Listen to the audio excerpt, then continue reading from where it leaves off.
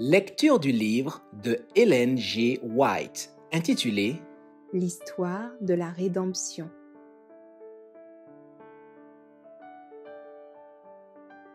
Chapitre 42. Le ministère de Paul. Paul était infatigable. Il voyageait constamment de lieu en lieu, parfois dans des contrées inhospitalières, parfois sur l'eau, traversant orages et tempêtes. Il ne permettait pas que quoi que ce soit l'empêche de poursuivre son œuvre. Étant serviteur de Dieu, il se devait d'accomplir sa volonté. De vive voix et par écrit, il prêchait un message qui, depuis lors, a aidé et fortifié l'Église de Dieu. Pour nous qui vivons à la fin de l'histoire de ce monde, son message signale clairement les dangers qui menacent l'Église et dénonce les fausses doctrines auxquelles le peuple de Dieu sera confronté. De pays en pays et de ville en ville, Paul annonçait le Christ et fondait des églises. Partout où il trouvait un auditoire, il travaillait à réfuter l'erreur et à conduire hommes et femmes sur le droit chemin. Même s'il n'atteignait qu'une minorité, il agissait dans ce sens. Par ailleurs, l'apôtre n'oubliait pas les églises qu'il avait fondées. Si petites soient-elles, ces communautés faisaient l'objet de son attention et de sa sollicitude. La vocation de Paul exigeait qu'il se livre à différentes activités. Travaux manuels pour assurer sa subsistance, organisation d'églises, rédaction d'épîtres adressées aux communautés qu'il avait créées. Mais malgré ces multiples activités, il pouvait dire « Je fais une chose ». Philippiens 3, verset 13. Au milieu de ses occupations, il n'avait qu'un seul but à l'esprit, rester fidèle à Jésus-Christ, qui, alors qu'il blasphémait son nom et employait tous les moyens possibles pour que d'autres fassent de même, s'était révélé à lui. Le suprême objectif de sa vie était de servir et de glorifier celui qu'il méprisait autrefois. Son unique désir était de gagner des âmes au Sauveur. Juif et gentil avait beau le persécuter. Rien ne pouvait le détourner de son objectif. Paul récapitule son expérience religieuse. Écrivant aux Philippiens, il évoque son expérience avant et après sa conversion. Si quelqu'un pense être en sûreté grâce à des pratiques humaines, j'ai bien plus de raisons que lui de le penser. J'ai été circoncis quand j'avais 1 semaine. Je suis israélite de naissance, de la tribu de Benjamin, hébreu de pure race.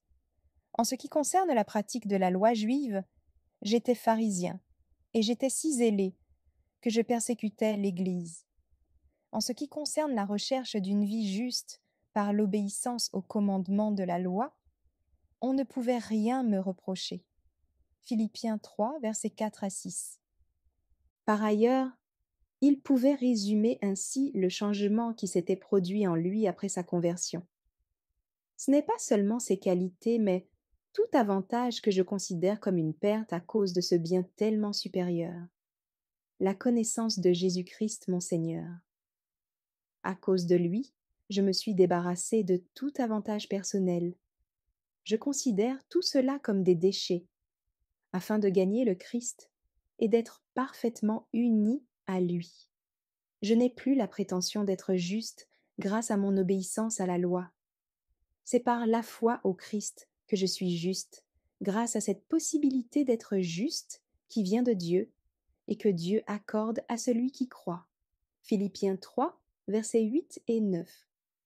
La justice à laquelle il avait attaché tant de prix jusque-là avait désormais perdu toute valeur à ses yeux. Ses aspirations se résumaient à ceci.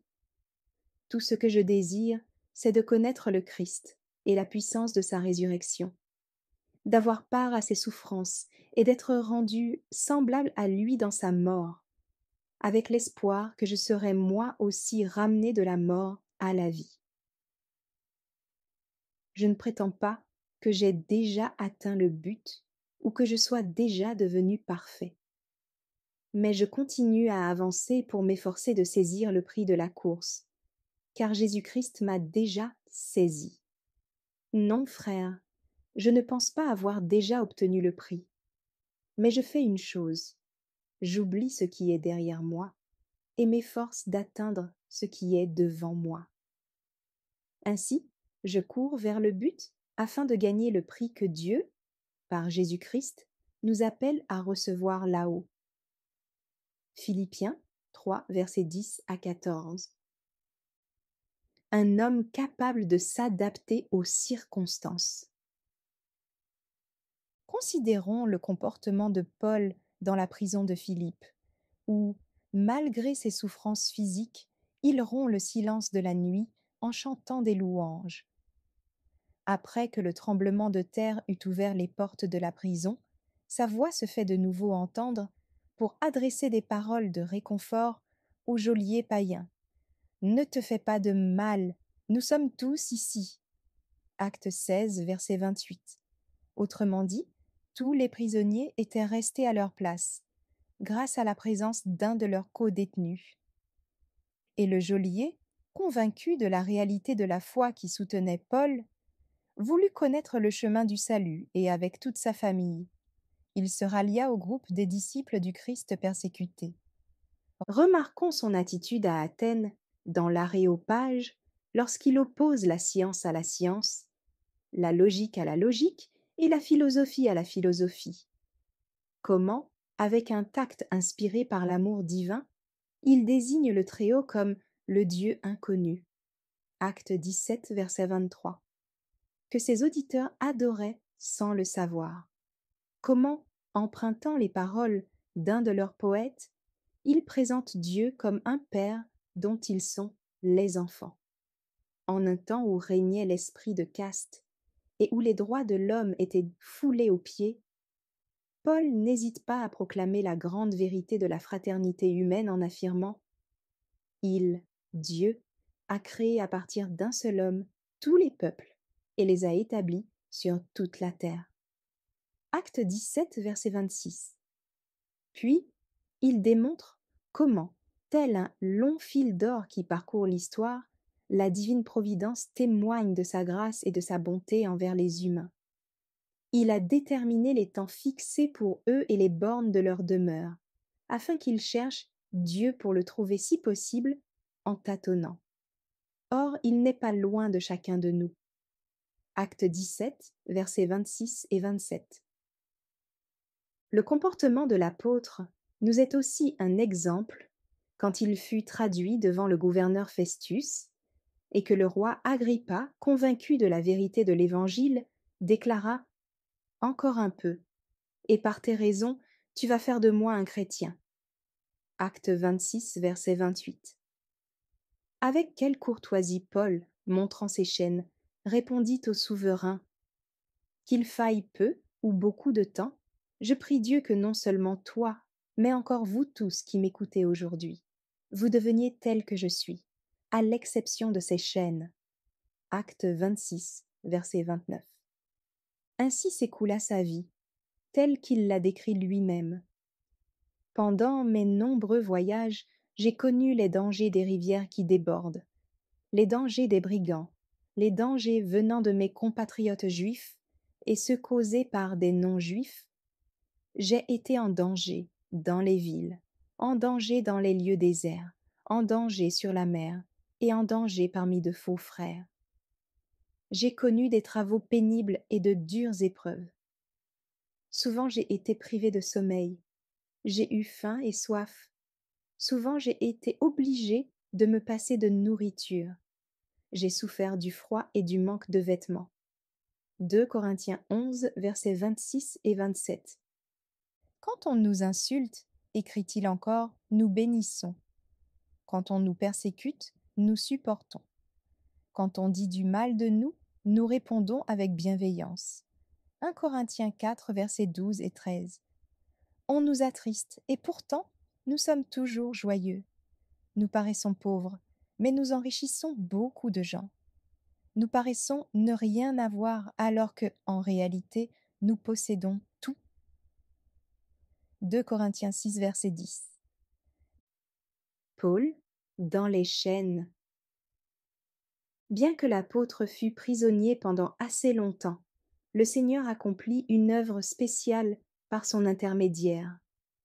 Ces chaînes allaient devenir un moyen de propager la connaissance du Christ et de glorifier Dieu. Tandis que Paul était transféré de ville en ville pour y être jugé, son témoignage concernant Jésus et les détails palpitants de sa conversion étaient relatés devant les rois et les gouverneurs, si bien que ceux-ci ne pouvaient plus prétendre ignorer l'Évangile. De fait, des milliers de personnes croyaient au Christ et se réjouissaient en son nom. J'ai vu qu'il entrait dans les plans du Seigneur que Paul voyageât en mer. Ainsi, l'équipage du navire verrait la puissance divine manifestée chez l'apôtre.